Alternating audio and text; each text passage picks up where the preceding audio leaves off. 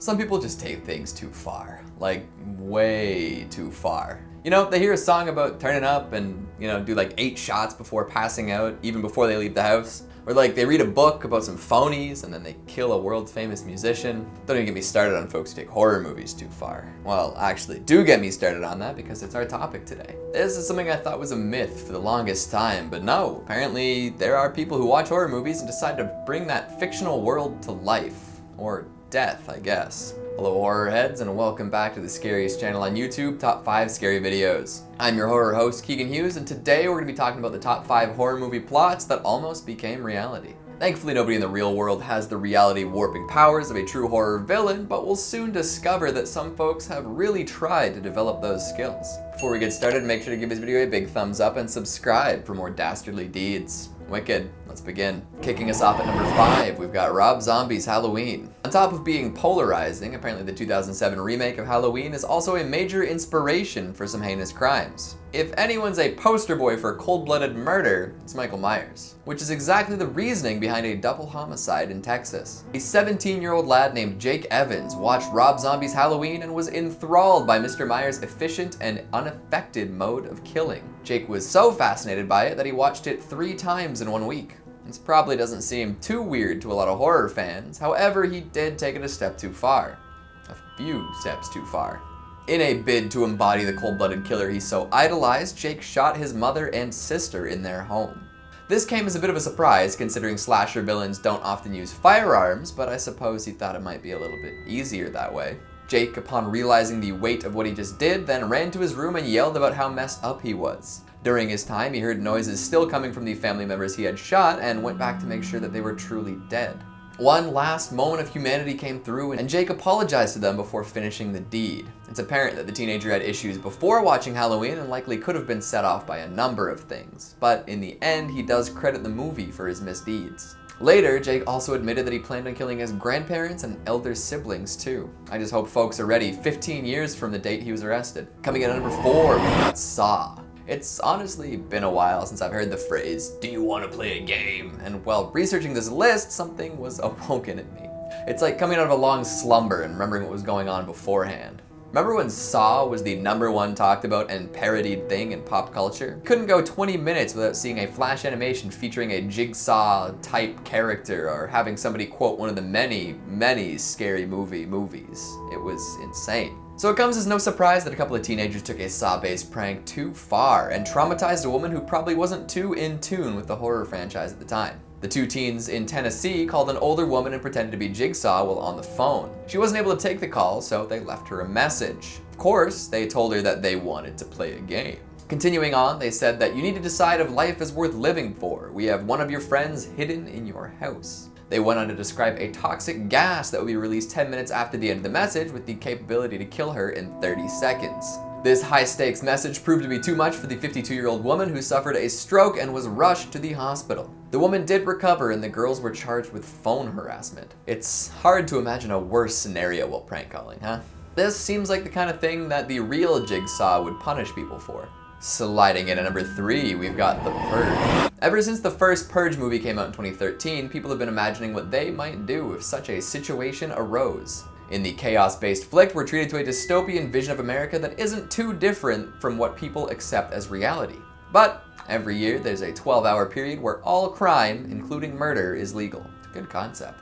They really made it work. This is rich soil for the imagination, as people tend to love to imagine what they would do if they could do whatever they wanted for a little while. Repressed desires bubble to the surface for sure. For example, during a purge, I would personally steal the Krabby Patty secret formula and maybe reveal some well-kept state secrets. Other people have more violent desires. Take Jonathan Cruz, who in May of 2016 went on a 4-day crime spree in which he killed 3 people, performed a robbery, and much more. At first, it seemed like the killings had no clear motive or connection, but soon investigators found that he had previously discussed going on a deadly crime rampage. Have people learned nothing from Tiger King? If you talk about killing someone all the time and then something happens to them, you are suspect #1. So Jonathan definitely had a few screws loose and was just looking for an excuse to go all out. And so he did. Thankfully, he didn't convince anyone else to join him on his lawless bender, and there were no masks involved. He ended up with 3 counts of murder, robbery, intimidation, and criminal gang enhancement. 3 consecutive life sentences. Don't do Purge, folks. Coming in at number 2, we got The Exorcist. So up until this point, we've discussed people emulating horror villains, but now we've got a truly cursed movie. I feel like by adding in a few key fictional points, you could make the tale of making The Exorcist into a pretty compelling horror movie itself. In fact, there's a whole TV show dedicated to this kind of stuff on Shudder called Cursed Films. Well, with The Exorcist, the first thing that happened was that shooting was delayed after a fire broke out on set. Apparently a pigeon snuck into a circuit box and caused a blaze to break out. Even weirder, Reagan's room remained untouched by the fire. Speaking of Reagan, the actress who played her mother was actually injured while performing one of the stunts. When she's thrown to the ground, she was legitimately hurt, and the screams she let out are real. 2 actors whose characters died in the movie died during post-production, which sounds pretty cursey to me. Plus, all sorts of family members of the cast and crew were reported to have died or been injured during the filming of the movie. And to top it all off, many people watching the movie in theaters claimed it was cursed and told stories of otherworldly noises playing during screenings and terrible weather plaguing those venturing out to see it, among other things. So yeah, it's likely that the movie itself was cursed and plenty of people were hurt by it. Somebody should make a follow-up flick dramatizing these events. There have been movies about cursed videotapes and books, why not a cursed feature film? And finally at number 1, we've got Queen of the Damned. Alan Menzies takes the cake when it comes to people living out their horror movie fantasies. Back in 2003, Queen of the Damned opened at theaters to less than stellar reviews. Okay, it bombed. Critics didn't like it, the author behind the book it was based on didn't like it, most audience members didn't like it, but Alan Menzies, he loved it.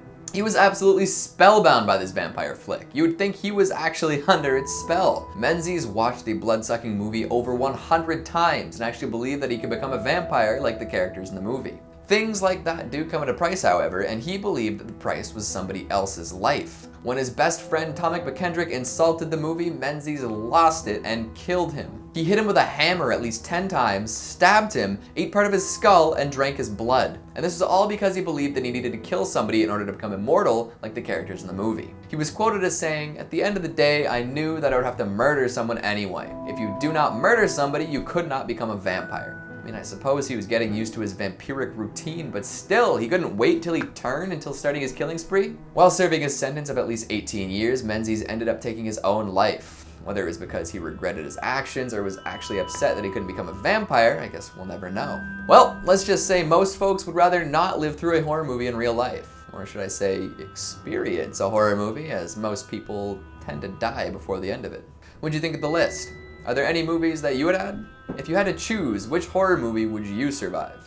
Or do your best to survive? Make sure you let me know down in the comments. Speaking of comments, let's take a look at some of your more surgical ones from the top 5 scary times surgery went wrong.